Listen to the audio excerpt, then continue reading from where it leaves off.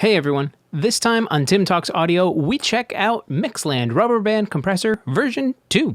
So we've checked out the Mixland Rubber Band Compressor, and this is the new version. This is version 2, an update to its predecessor.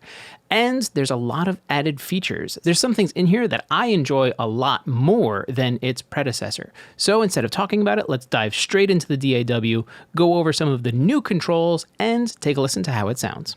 So here we are inside of our session. This is a country song that I just finished mixing, but I made a new session because I wanted to use the Rubber Band Compressor version 2 on my lead vocal to show you some of the things we can do. And as you can see right now, I'm actually not in the default of the compressor itself. When you pull open a new instance, it'll look like this. I just pulled this open on a background vocal real quick. And with a little movie magic, I kind of made it just pop up real quick. So this is what it looks like in its default. And you can see some of the new controls, primarily the bottom section. So let's take a look at this bottom section, because everything on top, minus a few added buttons and rotary controls up here, the top is all still the same. So let's concentrate on bottom. First, on the left-hand side, you have EQ frequency. You have your low frequency and high frequency. And how much you're adding or taking away is controlled by the two knobs on top. High EQ, low EQ. Here is where your selectors are. So for your low frequency, 20, 60, 100, or 200 hertz, and then your high frequencies, 1K, 8K, 16K, and all the way up to 40K. These are the same settings that we see on the tilt EQ, also from Mixland. So you can see how these things carry over. They were very smooth sounding over there. It's very smooth sounding built into this plugin as well. Let's keep going. We now have a tape saturation button that we can just engage to get a little bit of that tape saturation sound. We're going to skip the middle real quick and jump all the way to the right-hand side. Now we have a built-in limiter, so we can just kind of limit whatever source signal we have going through the plugin. And then we have the saturation and compressor dials. So bias is for our saturation, and that's the lightning bolt switch now up on the top. That's another one of the new features that we have added in. And that just adjusts the style and the sound of that saturation, which is different from crunch. Crunch is more of like a distortion kind of sound, where saturation is smooth and adds like a lot of more harmonics. It's way more subtle. If you're looking for something subtle, go with saturation. Something a little bit more pronounced, go with crunch. And the detector knob is a sidechain filter for the compressor, so you can go ahead and just kind of roll it all the way down to 20 hertz, or go all the way up to 420 hertz, and really just take the low end out of the detection circuit for the compressor. This is sidechaining built straight in, but it's not like ducking things out of the way. It's just not letting the low end information push the compressor too hard. Now let's go back to the middle section. You can see we now have two styles of compressor. The native, and what it was in the first version of this plugin, is VCA. This is the default. Now we also have FET, which is something like an 1176 style compressor. So it's much faster inherently because of the FET style, where VCA is a bit slower. VCA is closer to something like a DBX 160 or something along those lines, maybe like an SSL style, and FET, like we said, 1176 or something very fast. Underneath that, you have the color knob, vintage, flat, or modern, and this is just the style and some of the characteristic sounds being put into your source signal just a little bit from this dial. I didn't say it a moment ago, but when you switch between VCA and FET, you also change what color rubber band you're using. A nice little user interface visual key as to which compressor you're using. Along the top, input and output controls, so you can adjust the levels going in and out of the plugin. You have your preset browser right next to that. Built-in mix knob, so you can do some parallel processing straight in the plugin itself if you care to do that. Built-in oversampling up to 8x oversamples. Then you have EQ. This is where you can actually put the EQ before or after the compression circuit. So if you want to emphasize some stuff going into the compressor to make it smack or spank a little harder, you can do that. Or if you just want to make up some frequencies that maybe are just kind of squeezing and you're losing them a little, you can put the EQ into post and add that stuff back in after the compressor. And then auto is auto makeup gain. So instead of working with the in and out knobs up on top, turn on auto, dial in as much compression as you need, and your gain structure will follow through even with heavy compression. Next to that, A and B, you can have two different settings on the A or B and flip back and forth if you're trying to dial something in and aren't sure what settings you like better. So quick and easy A/B function built in. Undo, redo, and then you can change the size of the plugin with the cogwheel here. Right now I have it set to large so you guys can see everything. That's all the new controls. Everything else, if you're curious about some of the other controls, check out my video for the original version because all of those controls are the same. And you'll see a button up here and there'll be a link down in the description for the other video of this predecessor.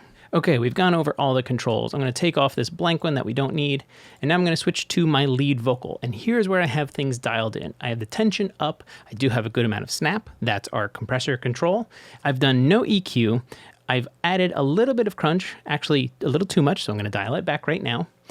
I have a medium fast attack and a very fast release, even though I could switch to FET and get it something a little bit faster, but the style of this vocal VCA was better for me, and just dialing the attack back a little, letting some of the transients through, helped glue everything together. I also gave it a little bit of the modern color with the selector down on bottom. So here's what we're going to do, because we're now ready to listen. I'm going to put the plugin into bypass, and I'm going to give you the baseline of where the vocal is sitting within this mix. Then we're going to come back, and I'm going to turn it on, and you can hear how it controls the lead vocal in this production. Oh God. Sometimes I'm high, sometimes I'm low. I take it real fast, but I take it real slow. So a nice dynamic performance, but with the compressor out, the background vocals kind of take over and drown out the lead vocal here. With Rubber Band Compressor, we can get more consistent vocals and have it sit with the other vocals that are going on inside this mix. Take a listen.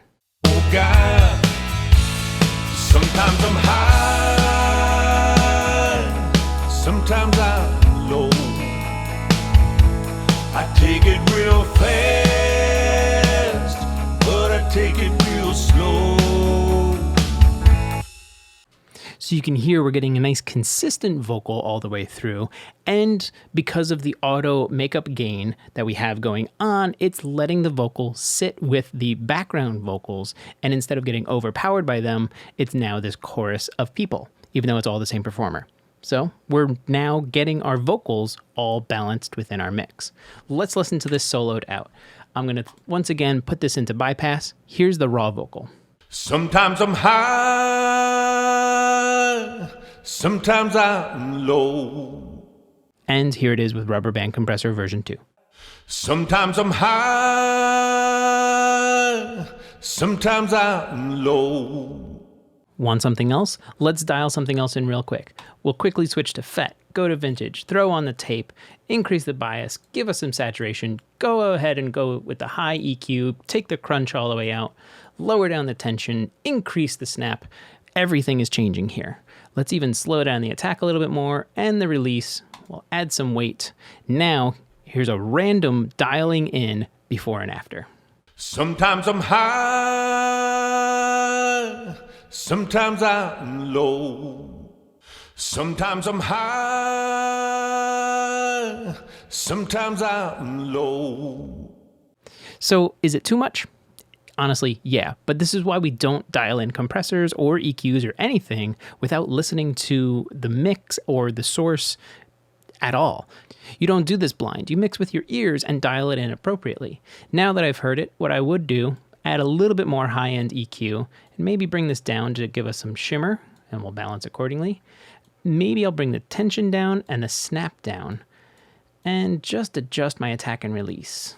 So there it is. That is the Mixland Rubber Band Compressor version 2. In my opinion, as I said at the beginning of this video, I like this version a little bit more than the original because of the added features on bottom. Being able to change compressor style, and the built-in EQ is really nice. The change in the saturation styles, the tape saturation, the crunch, there's just a lot more going on with still simple controls inside this plugin. Sounds really good. Very quick and easy to dial in. I like this one a little bit more than its predecessor, but we wouldn't have this without the original, so you have to pay respects to both versions. If you're interested in picking up your copy of the Rubber Band Compressor version 2, use the link down in the description.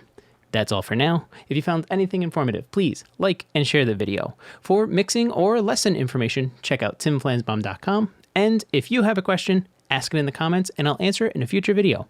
Thanks for watching.